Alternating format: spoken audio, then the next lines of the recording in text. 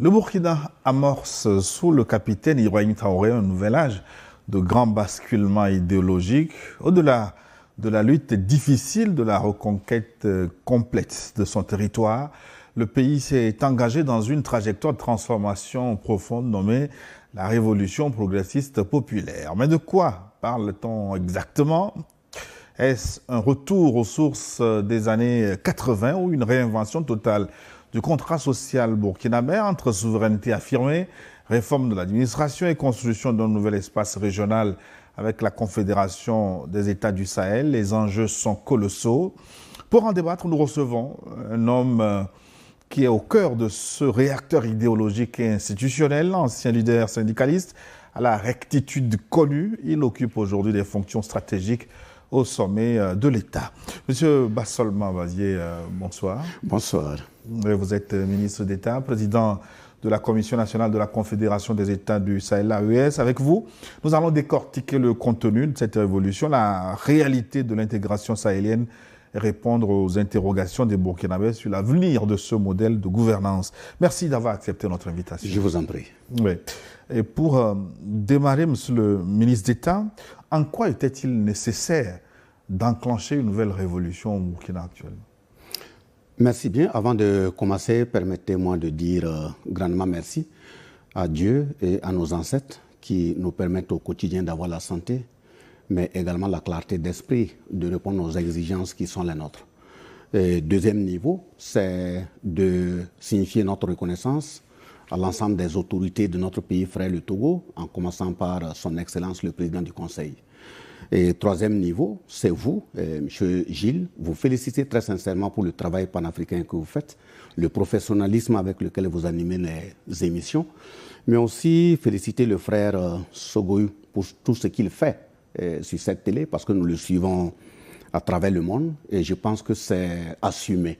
C'est ça exactement, être un éducateur des masses, et en même temps profiter, le féliciter, parce qu'il a été nommé au sein de l'équipe de l'Institut des peuples noirs Farafina au niveau du Burkina.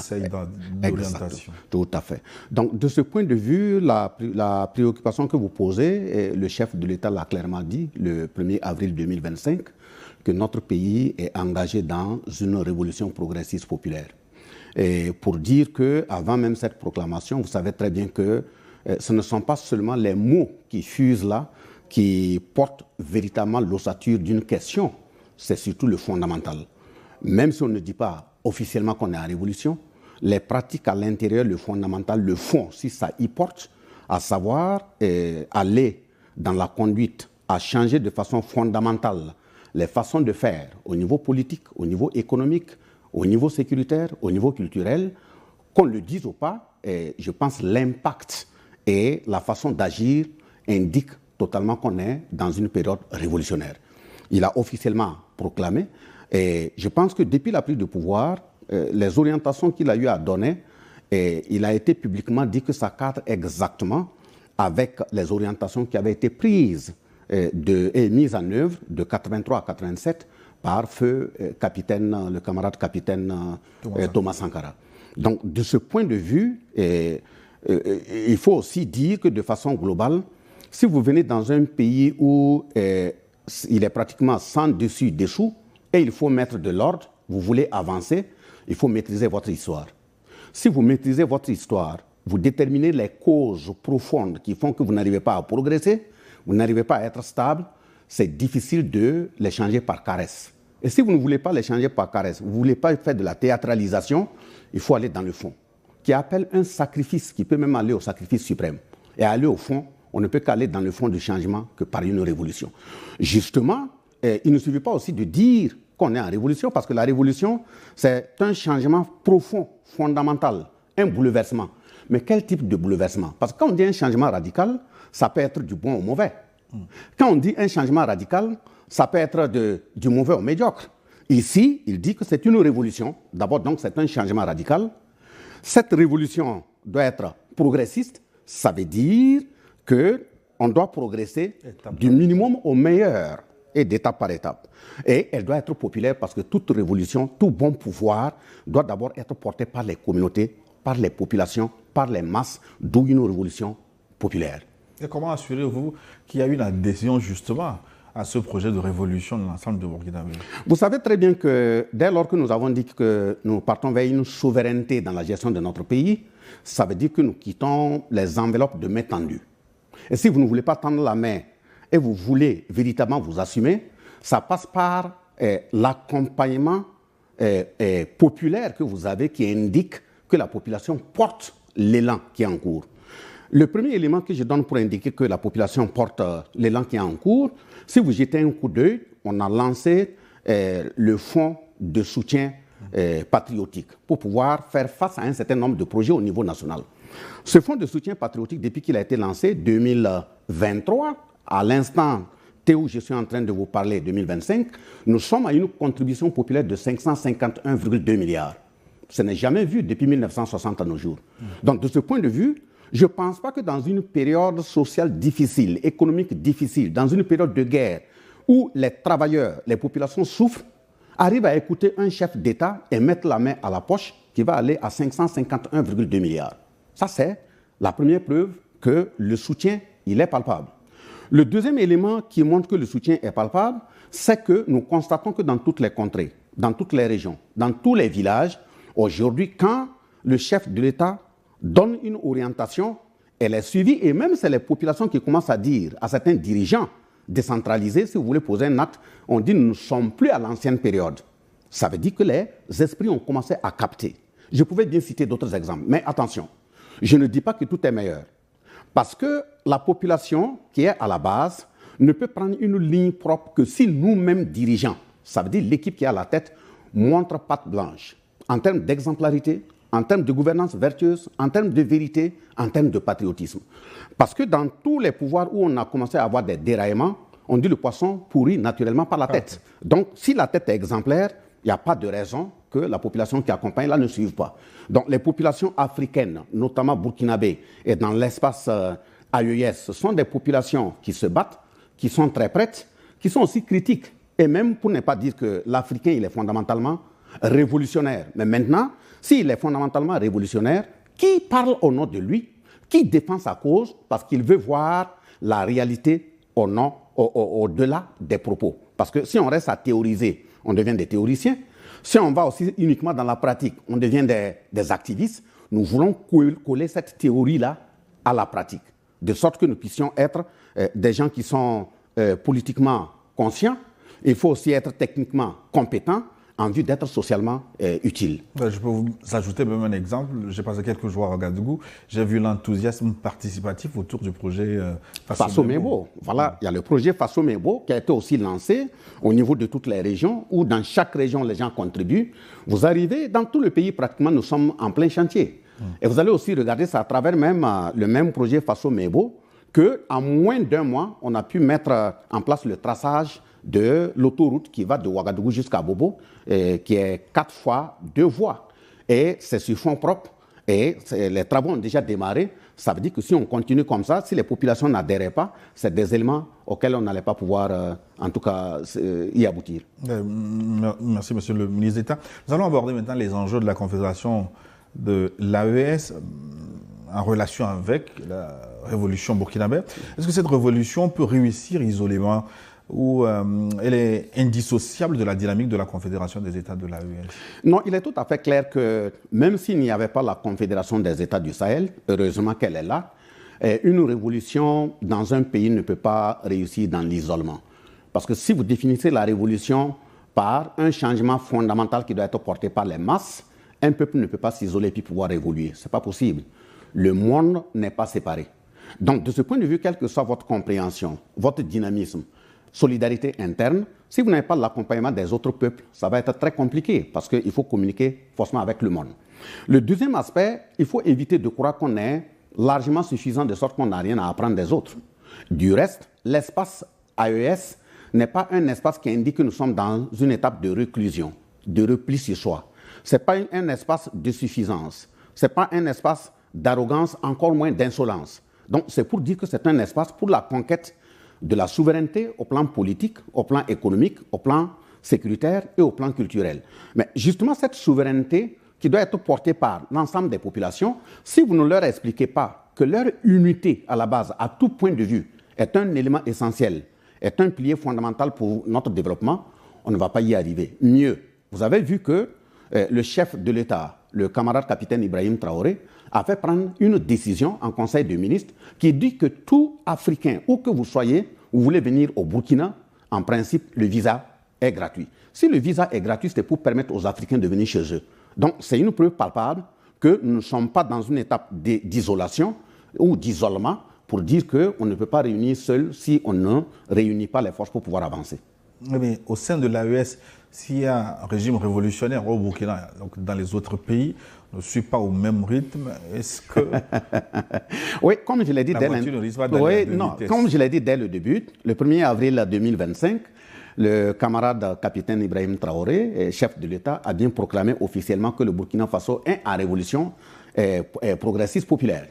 Vous avez vu que quand son Excellence, le général Abdourahmane Tiani, a fait sa visite au Mali, dans une de ses interventions, il a bien dit que le Niger est en pleine révolution.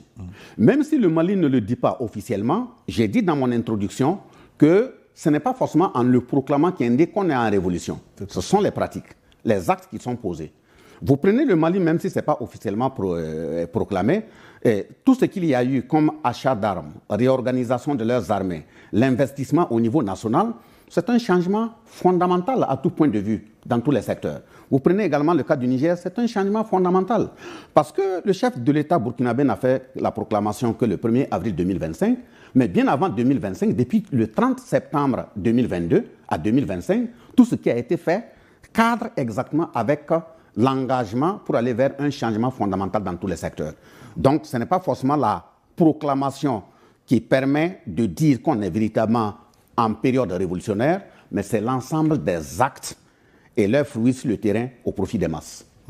Et en tant que président de la Commission nationale de l'AES, quels sont les dossiers urgents que vous portez pour l'intégration des peuples du Mali, du Niger, du Burkina?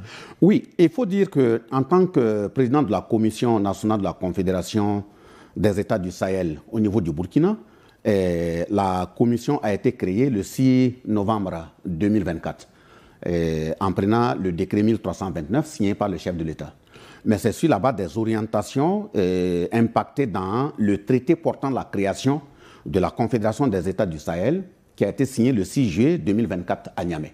C'est là-bas que les chefs d'État ont dit, étant donné que nous sommes en confédération, il faut aller sur 3 piliers essentiels d'abord. Le pilier développement, le pilier diplomatie et le pilier défense et sécurité. C'est à ce niveau qu'ils ont estimé qu'il était nécessaire que chaque pays mette en place, dès son retour, une commission nationale. D'où l'appui du décret 1329 portant création de la commission à notre niveau. Et le 9 décembre 2024, le chef de l'État a pris le 2e décret portant nomination du président que je suis, à savoir le décret 1558. Et il a pris également le 3e décret, le 23 décembre 2024, portant nomination des 3 vice-présidents à la tête de chaque pilier. Vice-président sur la question défense, sécurité, vice-président sur la question diplomatie. Vice-président sur la question de développement, et il a pris le décret 1642.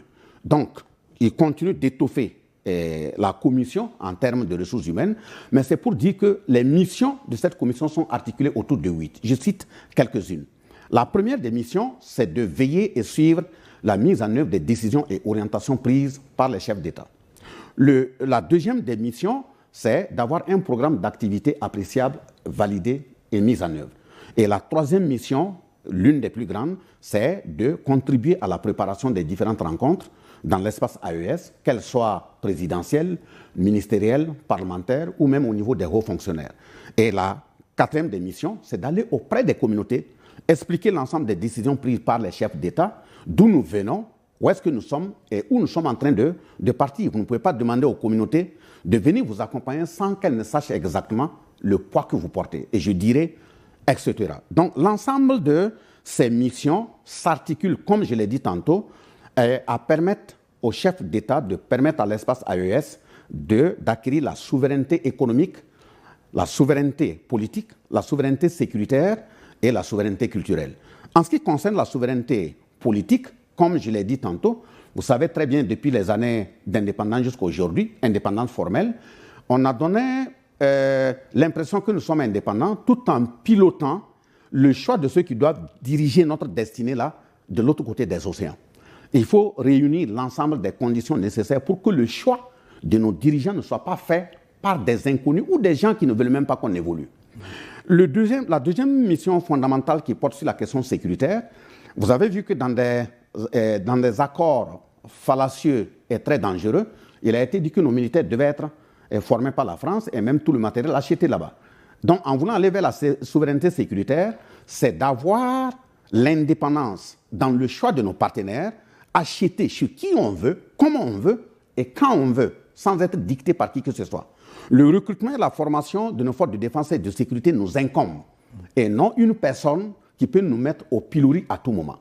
L'autre pilier essentiel ou mission essentielle, c'est la question culturelle, qui doit même être au centre. Parce que quelqu'un qui ne sait pas d'où il vient, il ne sait pas où il est, il ne peut pas savoir où il part. Donc, nous avons intérêt à batailler, à réapproprier notre identité. Qui étaient nos grands-parents?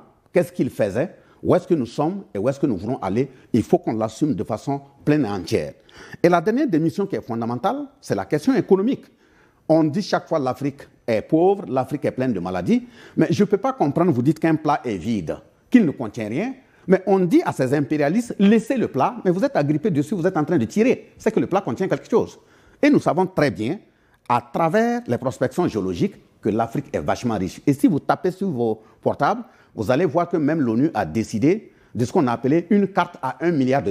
Ça veut dire une reprospection de l'Afrique à une nouvelle échelle pour aller à des exploitations. Mais exploiter pour qui?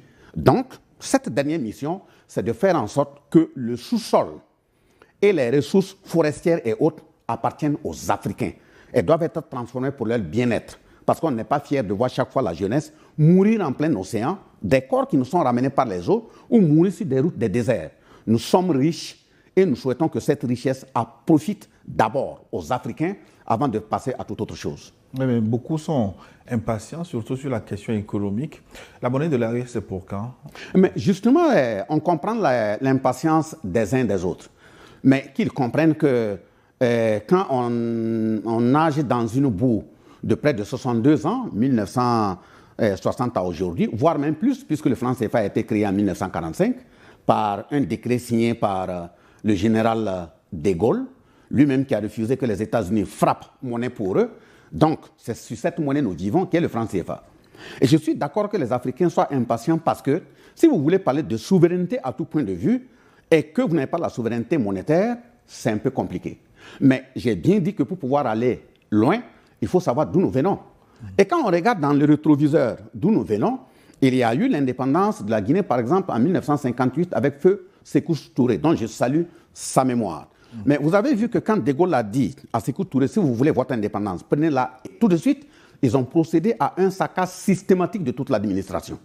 Mais quand la Guinée a pu mettre tout en œuvre pour fabriquer sa monnaie, la Guinée a été inondée de faux billets. Il en est de même que la monnaie malienne, puisqu'à un moment donné, le Mali avait quitté le franc CFA, il battait monnaie, ça a été également les mêmes procédés. Donc, il y a des voix impérialistes qui crient, qui nous poussent à dire, mais vous parlez de monnaie, vous en êtes où? Mais leur problème, c'est où? D'abord, c'est une monnaie pour l'espace confédéral. Ce n'est pas une monnaie française. Donc, à leur niveau, je leur pose la question, pourquoi ils sont pressés? Quand je gratte un peu, je constate qu'ils sont pressés parce qu'ils sont très mal à l'aise dans la mesure où tous les achats au niveau international devaient passer par eux. Si vous voulez payer en yuan, si vous voulez payer en dollars, dès lors que c'est le franc CFA qui est utilisé, et c'est eux qui fabriquent, et ils ont des retombées là-dessus. Ils n'ont plus ces retombées. Deuxième élément, ils n'arrivent pas à contrôler le matériel que nous arrivons à faire venir chez nous. Ils se posent la question, nous payons avec quoi? Même si c'est avec du sable qu'on paie, c'est nous qui avons décidé avec nos partenaires de payer. Ce n'est pas leur problème. Maintenant, par rapport à nos frères et sœurs africains, je les comprends parfaitement, mais c'est de dire que quelqu'un qui veut aller loin manage correctement sa monture. Parce que la question de la confédération, j'ai bien dit qu'au niveau des missions, des 8 missions des commissions, c'est de faire des études prospectives pour voir comment on peut évoluer de la confédération vers la fédération. Donc, ce n'est pas un combat qui doit se limiter, nous, à notre génération. C'est un combat pour l'infini. Donc, posons les bases fondamentalement qui peuvent être très fortes, de sorte que la maison puisse tenir. Parce que si nous partons dans tous les sens et la précipitation, on peut faire un mastodonte très visible de très loin, mais à la moindre tempête, les piliers ne vont pas tenir. Donc la question de la monnaie AES, le général Tchiani, son Excellence, l'a clairement dit qu'ils sont en train de travailler là-dessus. En temps opportun, les techniciens seront autorisés de sortir et communiquer là-dessus. L'essentiel est que les Africains, notamment les populations au niveau de l'espace AES, ne manquent pas d'eau à boire, ne manquent pas à manger, ne manquent pas des moyens de soins, etc. Vous avez vu même dans ce cadre, sans que la monnaie ne sorte, depuis 1960, ça a été l'année dernière, au mois de juillet, qu'il y a eu la première transplantation rénale à Ouagadougou, au Burkina Faso.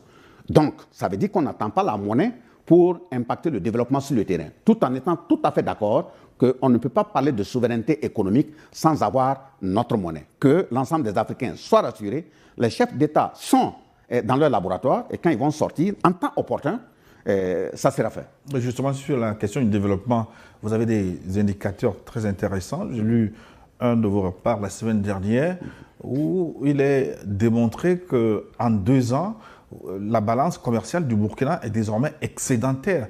Comment vous avez pu faire ça? La première fois que ça arrive en Afrique surtout au sud du Sahara. Comment vous avez fait? Par quelle magie vous procédez? Par quelle magie nous procédons? D'abord, nous disons grandement, une fois de plus, merci à Dieu et merci à nos ancêtres. Et je l'ai dit tantôt que l'orientation économique qui est prise, c'est de faire en sorte à ce que nous produisons ce que nous consommons et consommer ce que nous produisons.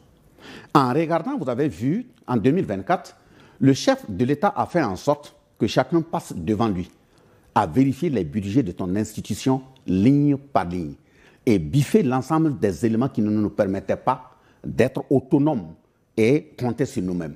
Le seul élément que je peux citer ici, par exemple, vous avez vu qu'on a vu même il y avait des connexions avec certains journaux qui étaient payés pour faire la laudation ou les louanges de certains dirigeants. Donc quand on biffe des lignes financières comme ça, c'est recentré à l'intérieur. Le deuxième élément, quand vous avez une puissance impérialiste qui vous met sous boisseau, qui vous tenaille dans tous les sens, et vous prenez l'engagement, le sacrifice nécessaire de réorienter les partenaires, vous arrivez à avoir non seulement du matériel à très bon coût, ça c'est un, et du matériel de qualité. Ça c'est le deuxième aspect. Ça veut dire que des choses qui étaient surfacturées à tout point de vue, dont la qualité pouvait même rester douteuse, aujourd'hui on les a nettement moins chères, ça c'est un. Et deuxièmement, c'est la qualité parce que nous aussi nous partons à la source. Et encore que quand on commande, les délais faux qui nous étaient appliqués avant ne sont plus à l'ordre du jour. Le troisième élément, il faut savoir que nos populations qu'il faut féliciter, les travailleurs qu'il faut féliciter, c'est véritablement des révolutionnaires. Chacun au charbon, malgré qu'il y a des difficultés. Vous avez vu, le chef de l'État a pris tout dernièrement une décision en disant tous les arriérés qui ont été accumulés au niveau des agents de santé, qui n'ont pas fait des mouvements de revendication, en comprenant la période, il a dit de tout liquider. Donc l'ensemble, la qualité du choix de nos partenaires, la façon de gérer notre budget interne, la façon d'aller à la source payer pour ne pas faire des contournements, il est tout à fait clair que la balance ne peut pas être excédentaire à notre niveau. L'Alliance des États du Sahel est souvent perçue comme un défi au bloc de la CEDEAO. Comment gérez-vous ce basculement géopolitique et dans quelle mesure la nouvelle stratégie du Togo pour l'AES, vous venez d'ailleurs d'assister à une conférence sur ce sujet, comment cette nouvelle stratégie va davantage contribuer à l'atteinte des objectifs de votre alliance? Oui, la nouvelle stratégie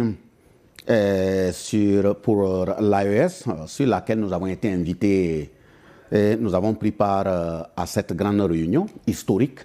Et nous tenons une fois de plus à réitérer nos félicitations, non seulement à son Excellence le Président du Conseil, mais aussi à son ministre des Affaires étrangères, son Excellence Robert.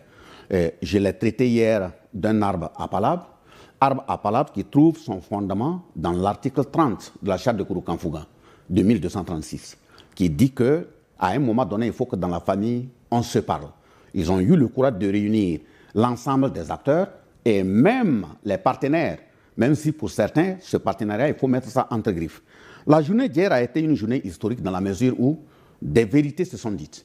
Et je me réjouis qu'aujourd'hui, quand vous prenez, que ce soit la CEDEAO, que ce soit l'Union africaine, si je m'en tiens aux discours qui ont été faits hier dans leurs interventions, ce n'est plus le même élan postérieur sur lequel on se basait pour toiser, pour intimider, ça veut dire le langage, le discours violent de va-t-en-guerre, tout ça. Et tout le monde reconnaît que tous les actes qui ont été posés à l'endroit du Niger, là, ne devaient pas arriver en tant qu'Africains. Le président de la commission de la CEDEAO a même dit que la structuration sociale africaine est une doctrine ancestrale. Si c'est une doctrine ancestrale, j'ai répondu à cela en disant que celui qui parle au nom des ancêtres et qui va ailleurs faire autre chose, les ancêtres vont te rendre visite. Et eux, ils ne s'amusent pas. Donc, si vous estimez que devant nous, il faut tenir ces propos, en ajoutant les noms des ancêtres, il faut que ces ancêtres veillent. De toute façon, ce sont ces mêmes ancêtres. Dans la charte de Kouroukanfougan de 1236, si vous prenez l'article 23, il est dit là-bas que vous ne devrez pas vous trahir. Donc, ça veut dire que si on était restés tous fondamentalement africains, la CEDEAO ne devrait pas s'opposer à une entité africaine en disant qu'il faut aller bombarder.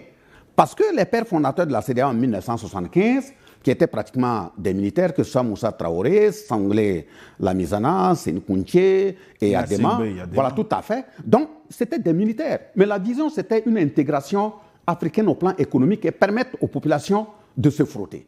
Mais si on vient parce que le Mali est sorti, a pris le pouvoir, le Burkina a pris le pouvoir, le Niger a pris le pouvoir, et on commence à les sanctionner, pire, en piétinant même les textes de la même CEDEAO, parce que les sanctions, dès lors que la CEDEAO estime que tu n'es pas sur la voie, les sanctions, c'est de te dire que tu ne prendras plus part à la réunion, c'est de te dire on ne peut pas tenir une réunion chez toi, c'est de te dire que si tu as des choix de candidature au niveau international, on ne peut pas te soutenir.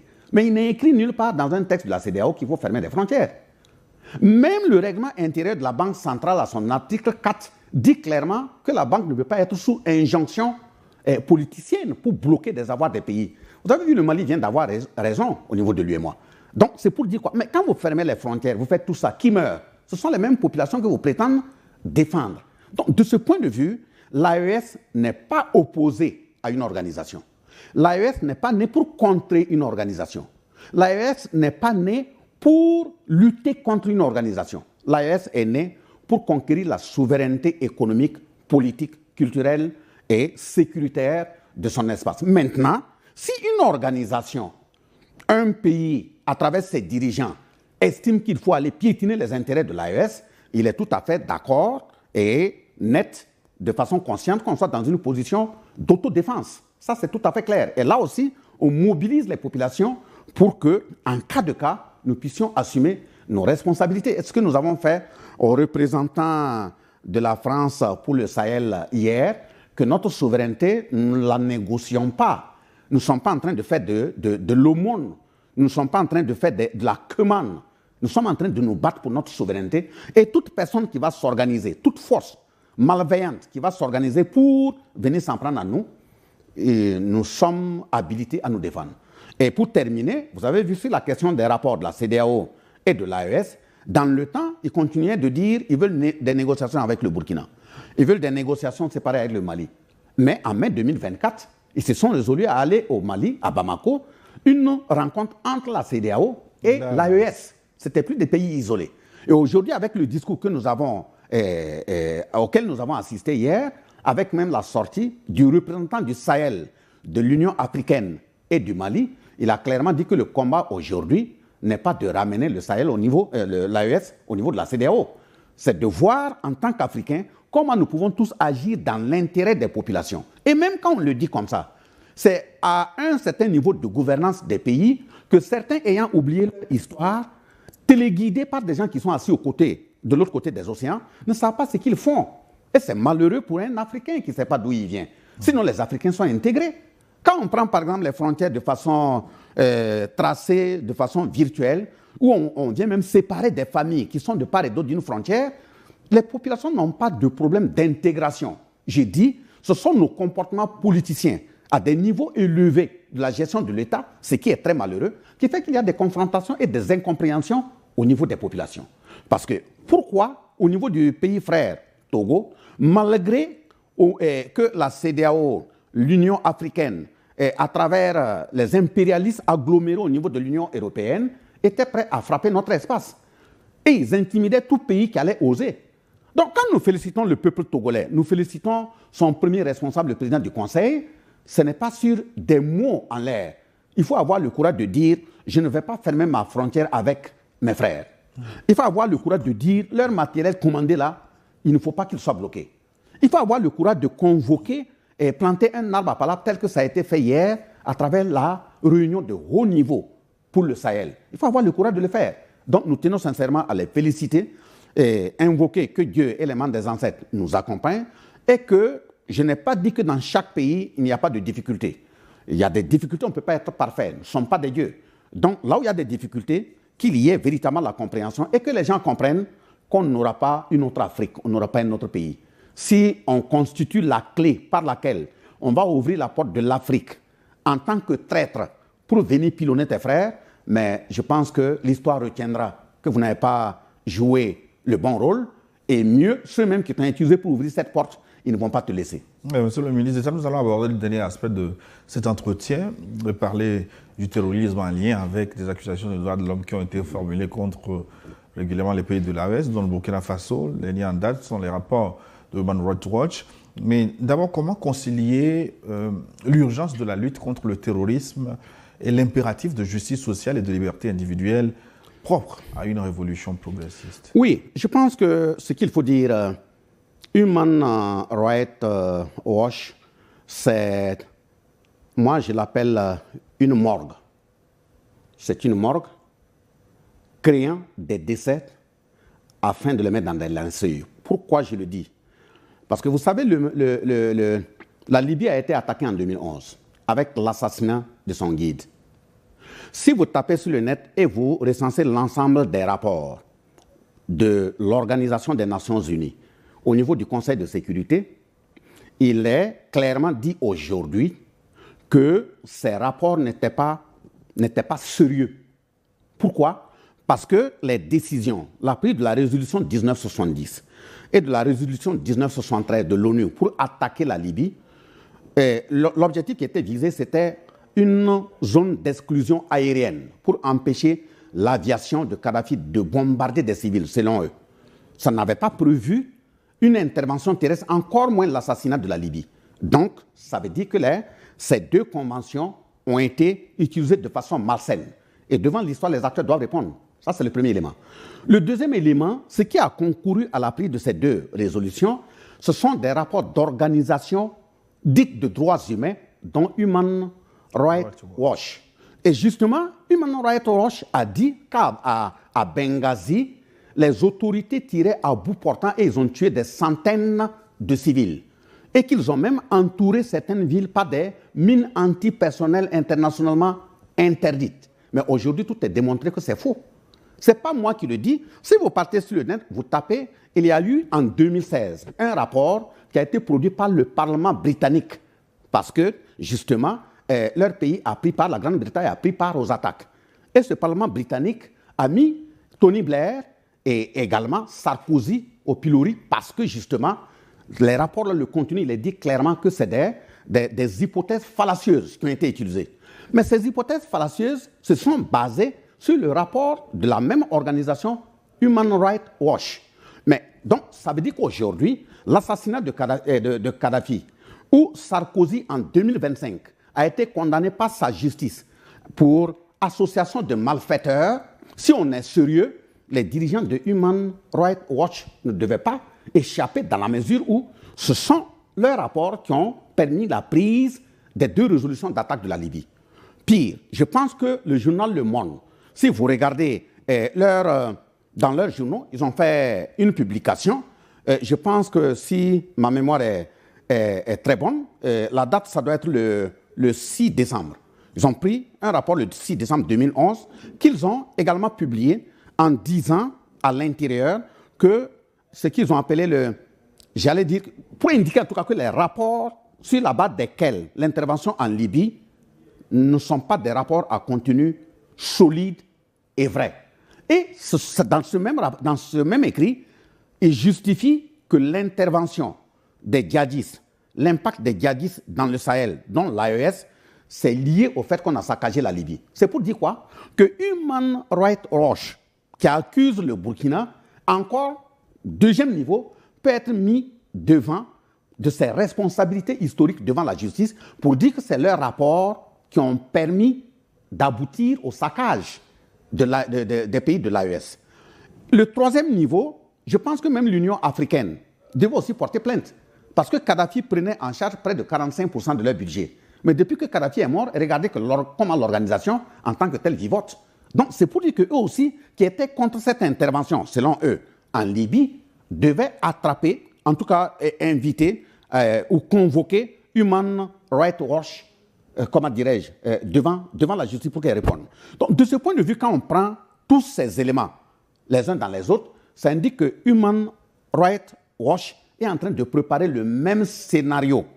Dans la mesure où on se fait, par exemple, le journal du Monde même qui conteste la qualité des rapports de cette intervention, indique que clairement que Human Rights Watch n'est pas là pour défendre les droits humains. Et ce n'est pas moi qui le dis. Si vous prenez toujours sur le même net, je pense que c'est le 10 septembre 2013. 10 septembre 2013, Jeune Afrique a eu à dire que Human Rights Watch est une arme de guerre. Mais une arme de guerre, ce n'est pas pour défendre les droits humains. Et puis, il est dit dans le même article que Human Rights Watch pèse sur les décisions de l'ONU, fortement. Donc, quand c'est dit comme ça, ce n'est pas fait pèse sur les débats, pèse sur les décisions. Ça veut dire qu'il y a une possibilité qu'une décision de l'ONU, on puisse l'utiliser pour contrecarrer ou en tout cas aller dans un très mauvais sens. Maintenant, revenant au cas du Burkina, pour montrer la similitude avec la Libye, d'abord, ils disent qu'eux, ils ont constitué leur rapport sur la base d'appels téléphoniques. Comment quelqu'un peut être sérieux, se dire sérieux, en faisant des appels sans aller sur le terrain vérifier ce qui se passe? Ça, c'est le premier élément. Ils ont ajouté également des images satellitaires. Exactement. Mais comment des images satellitaires, j'allais venir là-dessus, comment les images satellitaires peuvent voir des gens qui sont en train de faire des massacres et les mêmes images satellitaires ne peuvent pas voir des djihadistes qui s'organisent pour les attaquer? Ce n'est pas contradictoire? Donc, il y a un problème. Mieux, ils ont commencé leur rapport depuis 2023. 2023 à 2025, ça fait combien d'années? Et vous venez en quelques mois, pour un rapport que vous dites avoir construit pendant des années, vous venez en quelques mois, avant la fin de la clôture, dire aux responsables burkinabés de répondre. Ça veut dire qu'on crée les conditions pour qu'ils ne répondent pas, afin qu'ils trouvent une porte de sortie, dire « ouais, même eux, ils n'ont pas répondu, donc ce qu'eux, ils ont dit, c'est vrai ». Quand j'ai interpellé le représentant français au Sahel qui était là hier, qu'on n'a pas laissé, il a tenu à dire oui, que c'est parce que nous, on ne donne pas des visas pour le Sahel. J'ai dit, mais il n'a qu'à donner la preuve qu'on ne donne pas. Donc, quand on ne donne pas des visas, il faut s'asseoir mentir. Parce que je lui ai demandé, mais nous avons un narratif, nous avons une qualification des faits et des acteurs. Mais quand vous utilisez d'autres identifications, donc ce sont vos représentants, vous les connaissez.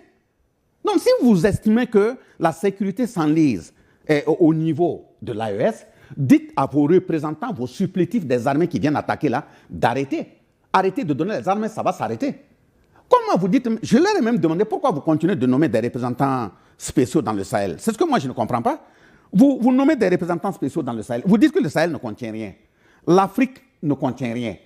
En même temps, vous dites que l'arbre n'a pas de fruits. Vous êtes agrippé aux branches. On vous dit de descendre, vous dites que vous ne descendez pas. Il y a quand même un problème. Vous faites quoi en Afrique? Donc ça veut dire qu'il y a bien d'autres objectifs. Mais aussi, et le dernier et troisième exemple que je prends, il faut même regarder l'historique et la provenance de Human Rights Watch.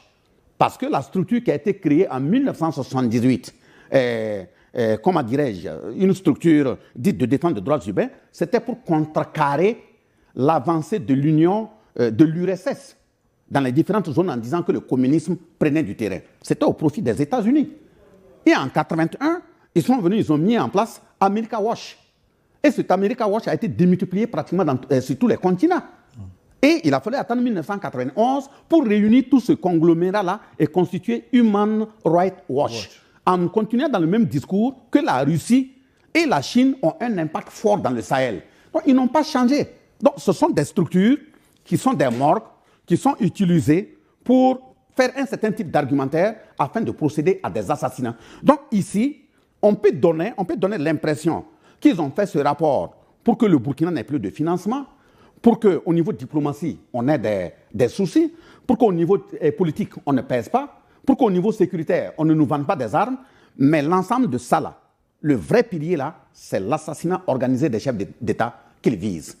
Parce que dans ça, quand ils disent que des satellites voient des gens, il y a combien de navires ou de cargaisons que nous avons pu, avec l'aide des pays voisins ou même des partenaires, aviser pour dire que telle cargaison est en train de transporter des tenues militaires estampillées Burkina Faso, sans que les autorités ne soient au courant. Ces tenues-là partaient où?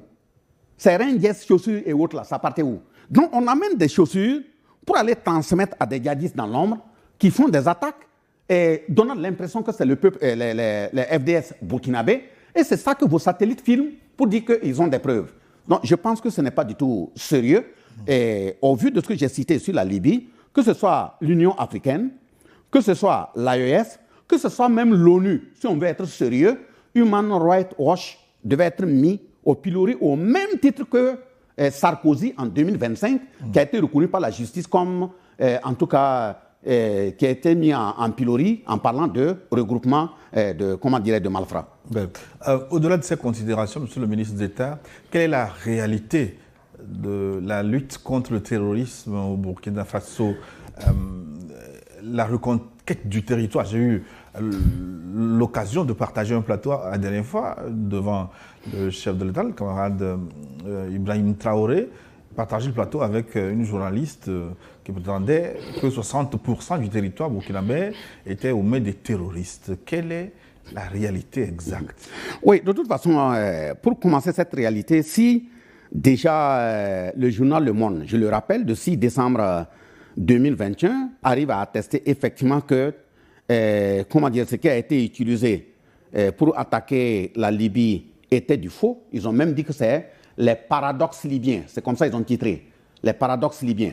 Mais donc, déjà, ça indique que quand ça vient de tels milieux, que tout ce qui est produit, qu'on diffuse, c'est pour détourner l'esprit. Parce que quelqu'un qui n'a pas de valeur, qui n'a pas de morale, mentir n'est pas un problème pour lui, c'est une arme. Désinformer n'est pas un problème pour lui, c'est une arme, etc. Ce qu'il faut dire au niveau de la défense du pays, au moment où on disait à la France de quitter le pays, il y a plusieurs régions de notre pays qui n'étaient pas accessibles. La région de Waïbia n'était pas accessible. La région de Bobo à partir de Houndé n'était pas accessible. La région de l'Est en allant à Fada à partir de Gounguen, ce n'était pas accessible. Je ne dis pas que tout est reluisant. Si c'était reluisant et si tout était correct, le combat n'allait pas se poursuivre. C'est pour dire que le combat continue. Pour être plus précis, quand vous prenez par exemple l'organisation même de notre armée, la France qui disait que même pour recruter, il faut se référer à eux. De 2022 à l'heure actuelle, comme ce sont des données militaires, on ne va pas tout donner parce qu'eux aussi ils écoutent, ils prennent note. Et comme on s'apprête à tout moment pour contrer en toute éventualité des menaces, je vous dis qu'on a plus d'une vingtaine de bataillons d'intervention rapide. C'est une première. Demandez à tous les pays, même ceux qui se disent puissants là, qui a la possibilité de former autant de bataillons en un laps de temps et les équiper. C'est un premier élément. Le deuxième exemple que je prends, on a au niveau de l'organisation de la police des groupements d'unités mobiles d'intervention qu'on appelle des GOMI. On a près d'une dizaine. Ça n'a jamais existé dans notre pays. Au niveau des aéroports militaires, les bases aériennes, depuis 1960 à 2022, on n'avait qu'une seule base. Aujourd'hui, on a autour de 4 bases. Et puis, ça peut être plus, mais comme je l'ai dit, je ne peux pas donner des chiffres exacts sur le plateau parce qu'on sait à qui on s'adresse au monde entier. Au niveau des VDP, ce sont des milliers et des milliers de personnes. Et ça même, c'est parce que l'État a limité. Rien que ce matin, moi, j'ai reçu des messages, des appels où des jeunes disent qu'ils veulent s'engager en tant que défenseurs de la patrie. Et tous ces gens, ce sont des gens qu'il faut former, ce sont des gens qu'il faut habiller, ce sont des gens qu'il faut armer. Donc, je dis encore merci au pays frère, le Togo, qui a permis à l'armement de continuer de venir. Mais en même temps, je fais une ouverture tout en disant que tous ceux qu'on qualifie de djihadistes aujourd'hui sur le terrain, ce sont des supplétifs des armées étrangères. Il faut que nous, dirigeants, nommés au niveau civil, militaire et autres, par les différents chefs d'État, il faut qu'on ait un comportement sérieux. Il faut qu'on ait un comportement vertueux, un comportement patriotique. Ça veut dire quoi? Dès lors qu'on est dans une période de combat, même si c'est un civil qui dit qu'il est prêt à perdre sa vie pour son pays, il ne faut pas, en ce moment, on ne parle plus de corps, on parle d'unité de combat. Et dans une unité de combat, quand les terroristes viennent, ils ne viennent pas à armes différentielles. Chez eux, ils ont les mêmes armes. Il faudrait que chez nous également, on prenne conscience que dès lors que quelqu'un doit aller les contrer, il faut avoir les mêmes capacités de feu. Nous savons que la lutte politique elle n'est pas seulement que sur le terrain civil, elle est dans tous les milieux. C'est d'appeler tout un chacun à comprendre, de ne pas être la mauvaise clé par laquelle on va cisailler ton pays et mettre la main là-dessus. En principe, le combat se poursuit, les zones continuent d'être récupérées, il y a la communication malsaine pour décourager, désaxer les uns et les autres également qui se poursuivent, tel que Human Rights Watch vient de le faire, en incriminant, en citant des noms de plus d'une dizaine de commandants au niveau du commandement des FDS du Burkina. Tout ça, c'est quoi? C'est pour intimider et faire peur. Or, de l'autre côté, ils ne citent aucun nom de terroriste qui disent avoir interviewé. Donc, vous voyez comment ça fait. Donc, c'est pour dire que la lutte se poursuit. Et je vous dis que moi-même qui suis devant vous, je suis engagé en tant que VDP. Je suis formé. Donc, de ce point de vue, j'ai dit, c'est parce qu'il y a un pays qu'il y a une nomination ministérielle. C'est parce qu'il y a un pays qui a une nomination institutionnelle. On ne peut pas dire qu'on est en révolution et puis, bon, se comporter à dire, bon, comme c'est le terrain là, moi je suis ministre. C'est parce qu'il y a le pays que tu es ministre. Donc, de ce point de vue, le rôle de la défense du pays d'abord doit primer. Ouais. Donc, je suis un VDP, je le déclare, et pour profiter de dire à tous ceux qui estiment que ce sont des milices conformes, d'abord c'est faux, et même la France nous a copiés. Quand leur chef d'état-major est sorti dire oui, il faut que les enfants, il faut que les Français acceptent que leurs enfants meurent pour défendre la France, le lendemain, comment dirais-je, Emmanuel Macron a fait un discours où il appelle à des recrutements de volontaires. Ouais. Voilà, donc ça veut dire même, ce mot-là, il doit venir nous payer pour ça. Et qui avait dit que ce sont des ministres aujourd'hui, ils nous copient. Oui, mais sur le ministre d'État, nous arrivons à la fin de cet entretien déjà pour conclure en 1 minute. Si vous devez définir le succès de l'AES dans les 5 prochaines années, quel serait l'indicateur principal selon vous?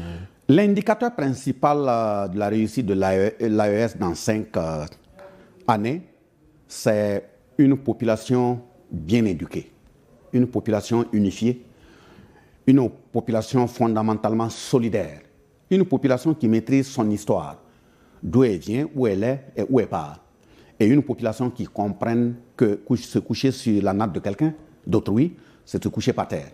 Donc c'est en tout cela qu'on va constater la plénitude de notre souveraineté sur tous les piliers. Parce que ce soit le pilier politique, diriger le pays, il faut des êtres humains. Si vous n'avez pas une population éduquée, bien formée, vous allez aller toujours dans le décor. On va venir les pilonner et puis les faire autre chose. Si vous n'avez pas une population bien éduquée, on ne peut pas parler de souveraineté économique, parce que vous parlez de gestion de monnaie, il faut des hommes. Exploiter les ressources, il faut des hommes. Une population qui n'est pas bien éduquée, vous ne pouvez pas parler de réappropriation de votre identité. L'identité, ça ne serait pas appliqué sur des arbres, ça serait encore des hommes. Donc il faut qu'ils en prennent conscience et qu'ils n'aient même pas honte de ce qu'ils sont. Et évidemment, et le dernier élément, on ne peut pas défendre un pays si ce n'est pas encore à travers les hommes. Si vous n'avez pas des hommes de qualité, la trahison va toujours taper à la porte. Si vous n'avez pas des hommes de qualité, moindre balle tirée, des gens vont fuir et puis même laisser le matériel. Si vous n'avez pas une population bien éduquée, des gens vont vendre des informations du pays et même se retourner, on va les acheter pour se retourner contre le pays. Donc, dans 5 ans, ce qu'on souhaite, c'est une population bien éduquée, bien formée et en très bonne santé. Et c'est dans ce sens que le chef de l'État a pris des décisions sur le plan 1000 fois 5. Ça veut dire, chaque année, il faut recruter 1000 médecins spécialistes dans notre pays. Donc, dans les 5 ans que vous visez, on aura, en plus de ceux qui sont au pays, qui sont les gens que je félicite, on aura au minimum 5000 médecins spécialisés dans tous les domaines. Merci, camarade ministre d'État, d'être passé sur ce plateau. Je vous en prie.